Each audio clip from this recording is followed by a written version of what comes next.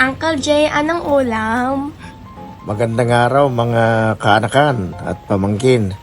Medyo makulimlim ang weather kaya itong mga isa sa masarap na ulam ngayon. Sabaw naman. Bumili ako ng 2 kilong pata sa San Fernando Public Market. So magluluto muna tayo dito. Gumamit tayo ng uling para mas masarap ang luto pag sinasabi nilang nasa kahoy o nasa uling. Dito, papakuluan muna natin yung pata.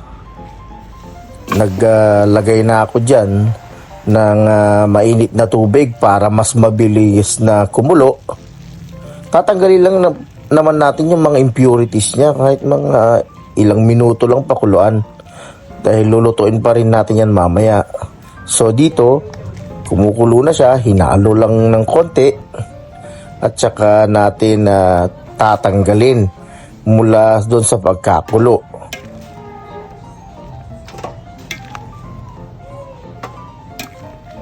Sa part na to, hugasan natin ang karne. Mabilis ang hugas lang, matanggal lang yung mga ibang impurities niya. Saka na tayo maglalagay ng mantika sa kawali at tayo naman ay maggigisa ng bawang.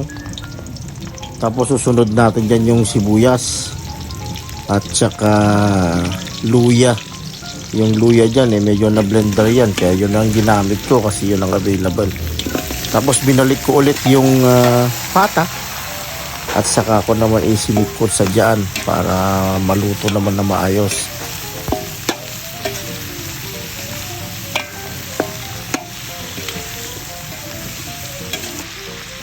Dito naglagay na ako ng patis para pampalasa niya. Saka ko hinalo-halo. Saka natin dito sasabawan. Sinabawan ko to ng mainit na tubig na lang para mas mabilis ang kulo.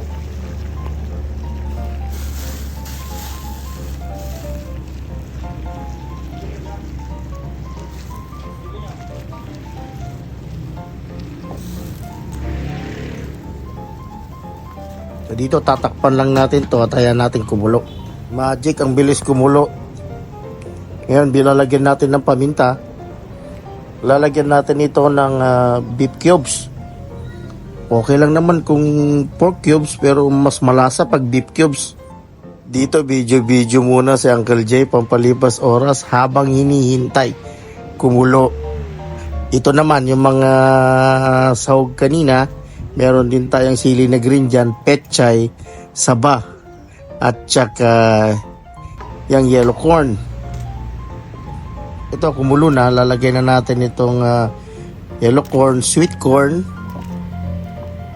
para maluto ng mauna siya.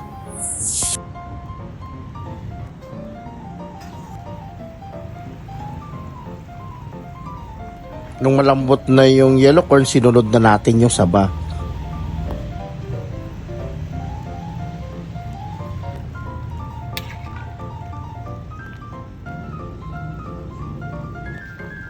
Malambot na yung saba, so yung sili na green, pinatong ko na yung pechay dyan.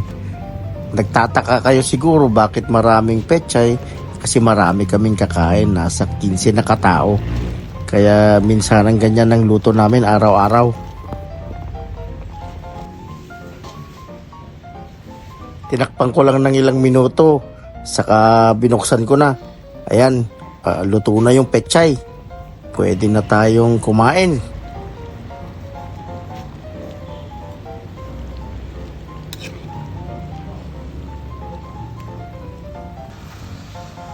Oh, tara kaanakan, kain na tayo.